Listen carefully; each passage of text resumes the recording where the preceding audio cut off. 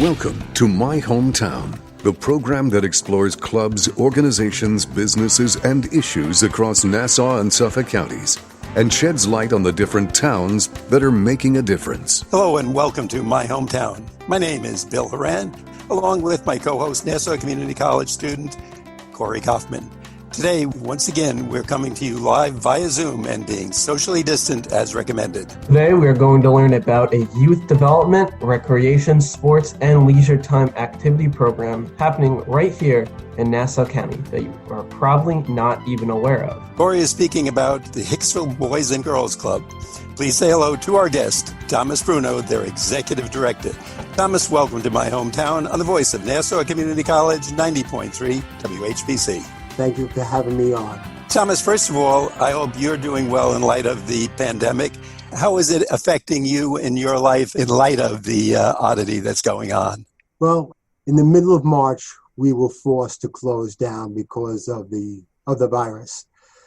So we immediately got our staff together and we figured out how we're going to continue to meet the needs of the young people in this community.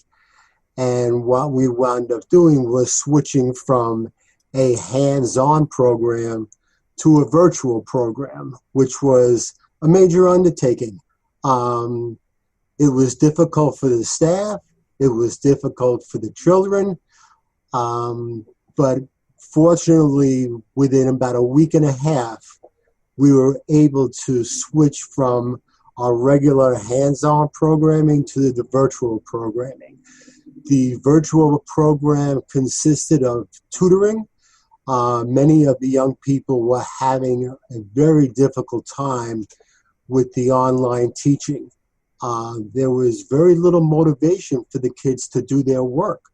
So my staff intervened. They spent quite a bit of time with our young people trying to help them navigate this whole new learning system. We also wanted to provide some sort of socialization for the children. You know, one of the main problems was that, you know, these kids were used to being out there with their friends, with the staff. Now they're being confined to their homes. And for middle school and high school students who we basically work with, this was a very traumatizing time. So we began doing virtual chats with the kids a couple of times each day. Friday evenings, we would set up virtual movie programs with the kids. We started doing video gaming with the kids online. These are all things that the kids enjoy doing. And we just tried to do what we could to put some sort of normalcy back into these young people's lives.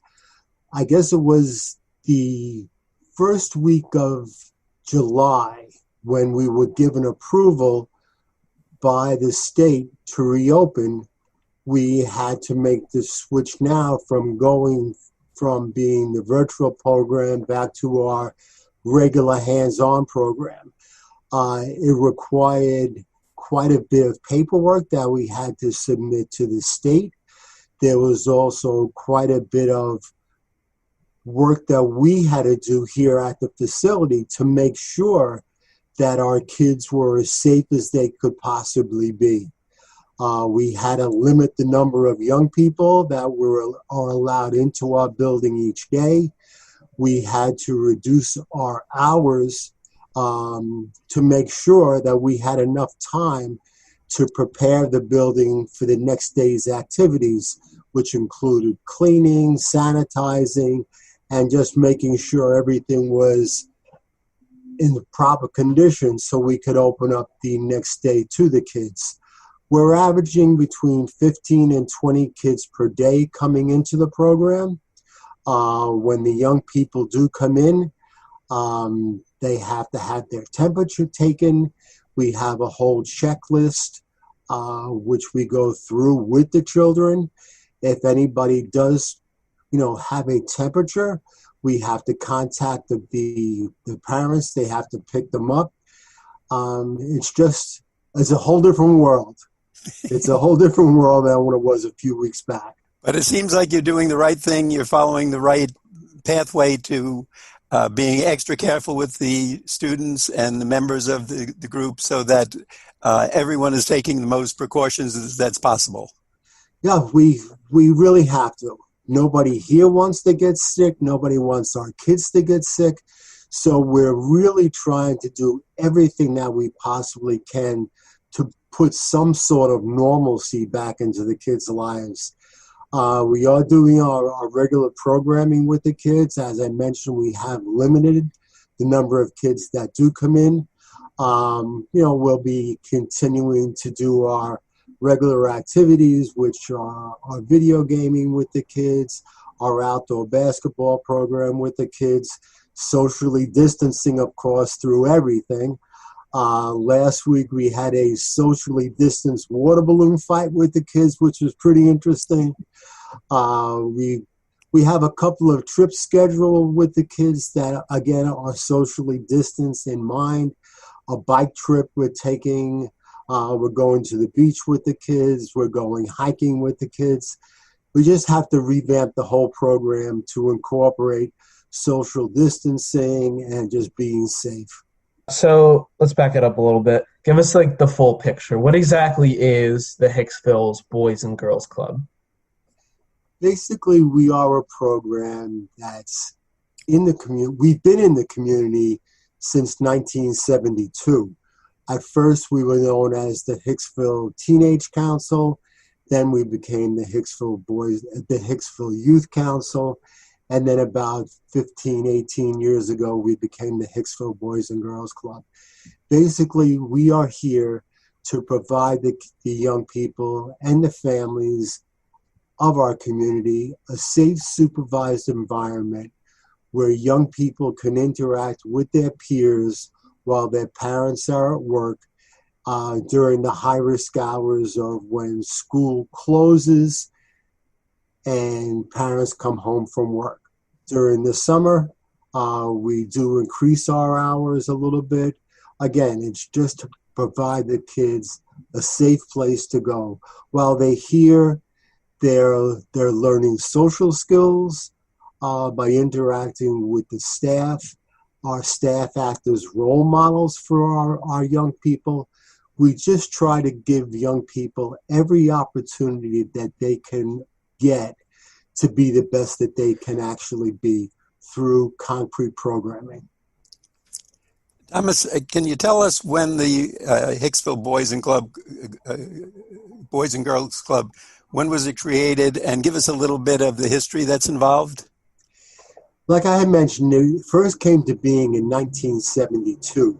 It was created in the basement of one of our churches here in Hicksville by a group of community members who were concerned about young people having nothing to do with their idle time. So the group at that point in time reached out to the county, reached out to the town of Oyster Bay, reached out to the state of New York, and we were able to obtain funding to operate this system. Today we are funded by the Nassau County Office of Youth Services, Town of Oyster Bay Department of Intergovernmental Affairs, New York State Office of Children and Family Services, Boys and Girls Clubs of America, the United Way of Long Island, and then we try to do a lot of fundraising to keep the operation going. Right now, fundraising is really difficult because most of the activities that we've always done in the past consisted of some sort of group activity, either a dinner dance or a golf outing. None of those things are happening right now. So fundraising at this point in time is difficult for the program. And I guess everything is subject to what's going to happen next as things go along with the pandemic and the changes in society that whether we want it or not, we have to face that and make changes in our lifestyle accordingly. Absolutely. I had last year, we had taken part in the in the U.S. Open that was over at Bethpage State Park. And, that was a fundraising activity for us. We got a whole group of volunteers from the community to help man one of the concession stands for us. And we made about $17,000 that week. This year, unfortunately, that's not going to be able to happen because of what's going on. So we are going to have to find an alternative way to generate fundraising activities for our activities here at the club. Corey? You are listening to My Hometown on the voice of Nassau Community College, 90.3 WHPC. My name is Corey Kaufman, along with Bill Horan, and today we're speaking about a youth development, recreation, sports, and leisure time activity program called the Hicksville Boys and Girls Club, with our guest, Thomas Bruno, their executive director. So you mentioned before that you had to, due to the pandemic, transition from physical activities to online activities, doing a lot of stuff over Zoom, I'd imagine. And you also mentioned before some of the difficulties that you faced, especially with tutoring. So if you could maybe expand a little bit on some of the difficulties and how you acclimated to the situation and how the kids kind of acclimated to the situation. Well, basically what we had to do is we had to reach out to the young people. First of all, we had to get permission from their parents to do the online tutoring with the kids. It was really difficult for the young people to stay motivated to do the work.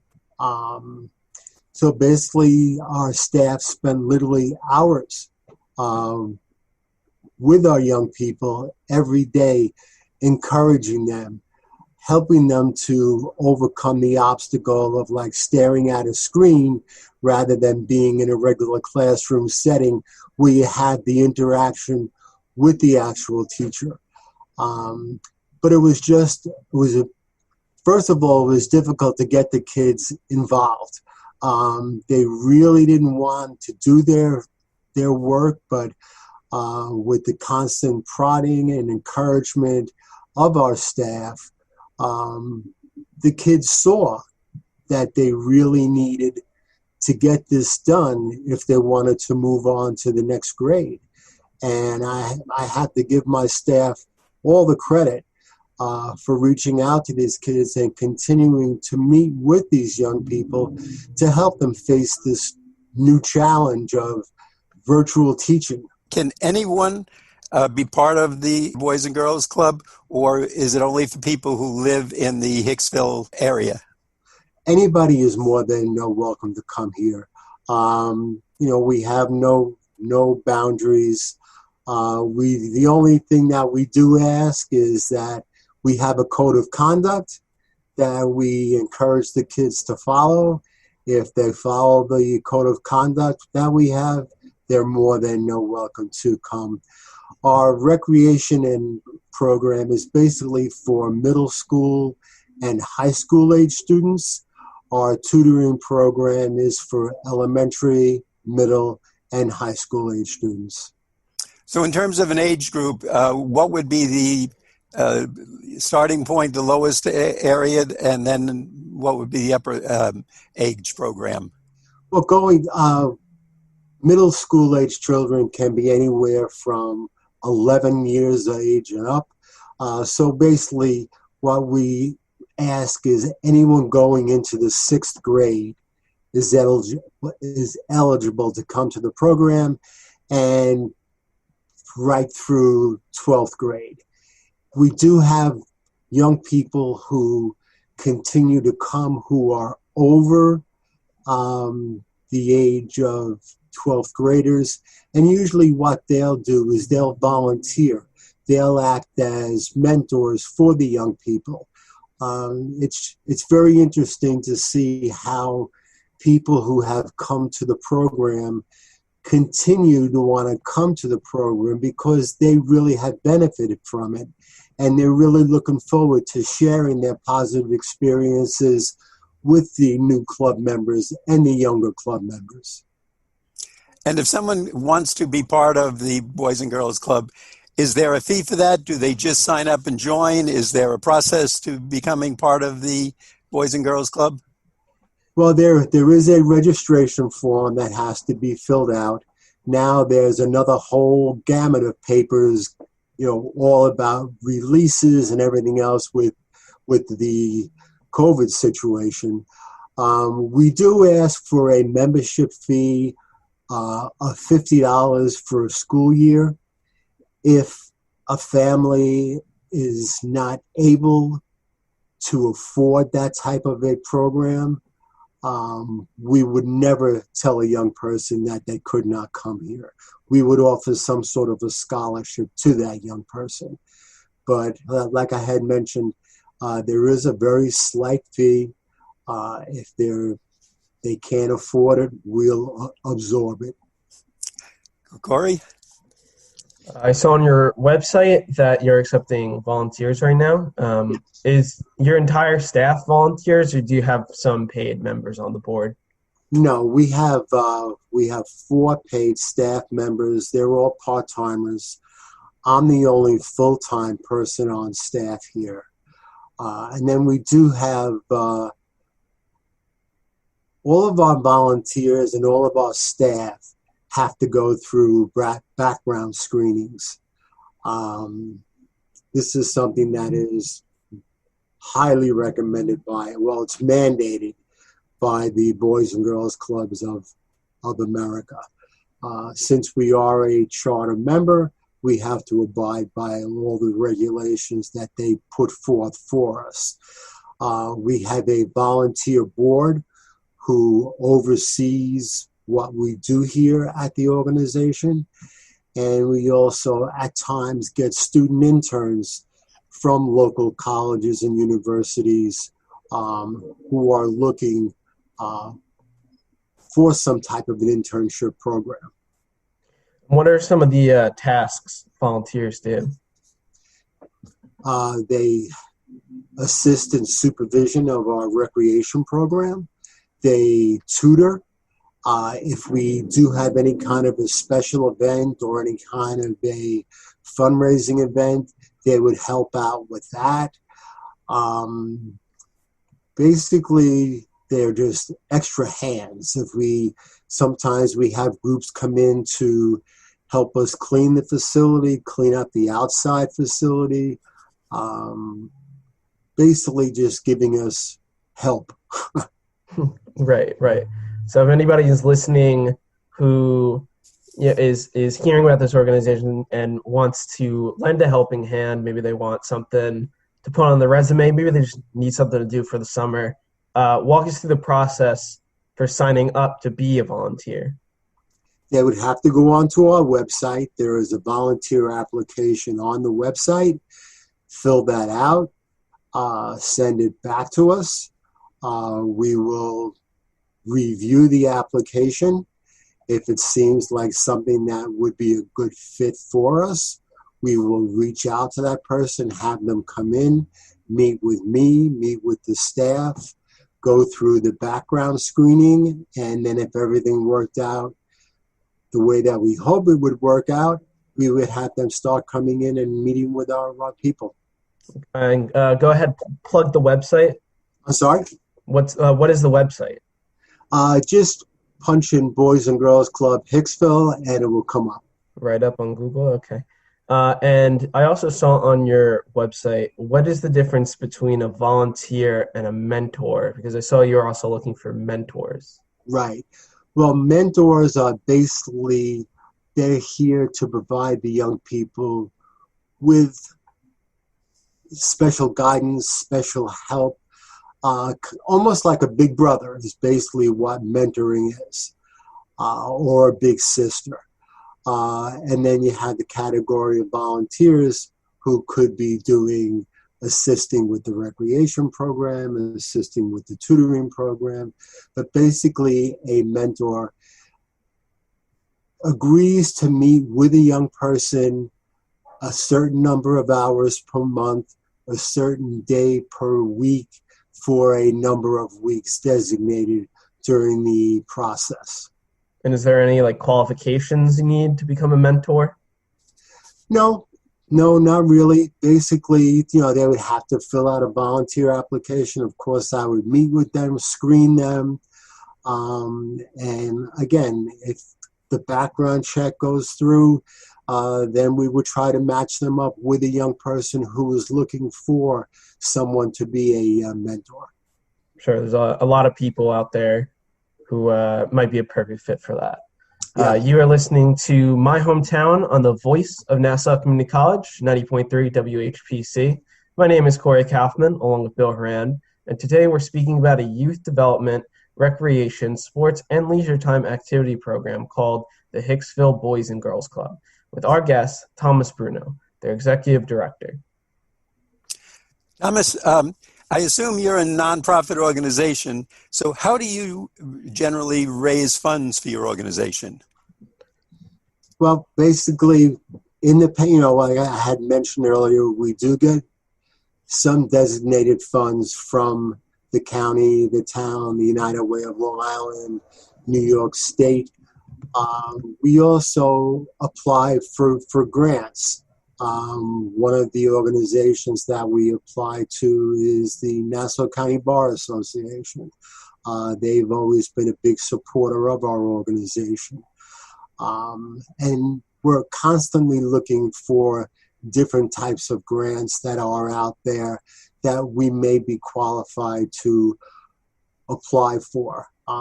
As I mentioned earlier, in the past, we used to have dinner dances and golf outings and other kinds of fundraising activities, flea markets, garage sales, anything. But right now it's a whole different world.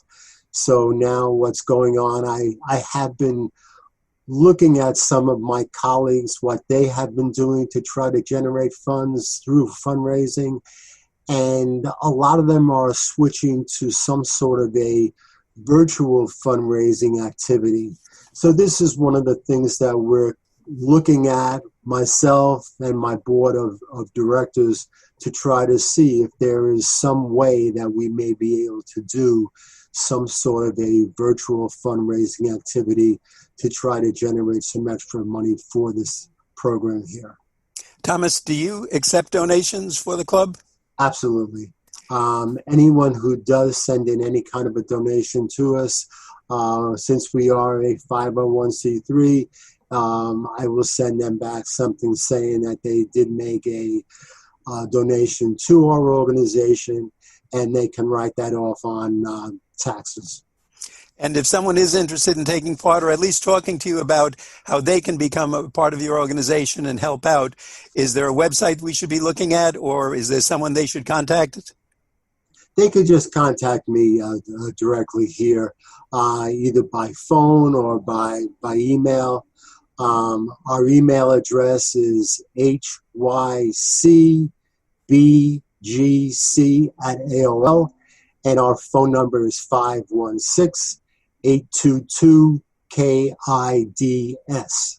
And we urge our listeners to get in touch if they would like to take part, no matter how much or how little. I'm sure it's always well appreciated. And there might be other opportunities where they can get in touch with you, help out some students, some people, and make it a win-win for all of us. I noticed on your website that you have something called Open Gym for all of your members. What's that all about? Well, we used to use the middle school gym on Friday evenings from 7 o'clock until 10 o'clock. But now that the schools are closed, we no longer have that available to us. We will apply to the school district for a permit to get use of that gym. And if the permit is approved, we will start that program up again with the kids. Basically, it was just a Friday night program where we gave the kids the opportunity to be off the streets from 7 o'clock until 10 o'clock, be in a supervised environment where they could play some ball or just interact with their friends in a somewhat supervised environment. Thomas, I also see that you have a tutoring program, and obviously that can be very beneficial to the students and members of the club. Can you tell us a little more about that program? Sure. Basically, the tutoring program, right now the tutoring is being done virtually. It's for elementary school age children, middle school, and high school children. What would have to be done is a parent would have to contact us. They would reach out to our tutoring coordinator. We would meet with the family to find out what the needs were or the difficulty that the child was having. Next, we would reach out to our volunteer bank to see if we have a young person or an intern who is eligible and capable to help the young person with whatever type of difficulty they are having with their schoolwork. Then we would set up a regular time and a regular day to meet with these people virtually. Right now, we're not doing that on site only because of social distancing. Corey? So we're about to wrap it up. Before we go, could you just please one more time tell people how they can get in touch with you? What's the email? What's the phone number? What's the website? Sure. The phone number is 516-822-KIDS. Our email is hycbgc@aol.com. And if you just go into your search bar and click in Hicksville Boys and Girls Club, it'll automatically take you right to our website. Thomas, first of all, we want to thank you for being with us today and helping us all learn more about the Hicksville Boys and Girls Club. And we would like our audience to know that today we've been speaking with Thomas Bruno, the Executive Director of the Hicksville Boys and Girls Club. And Thomas, please let us know how WHBC can continue to spread awareness and to be part of your organization. And personally, thanks so much for all you're doing to get us through all of these difficult times. Thank you very much for having me. I'm Bill Horan. I'm here with Corey Kaufman. We want to thank you for listening to this week's special edition of My Hometown. We like to get your feedback on My Hometown. Send your comments to whpc@ncc.edu. Nassau Community College, where success starts and continues. Till next time, this is Bill St. James. And remember, there's no town like your hometown.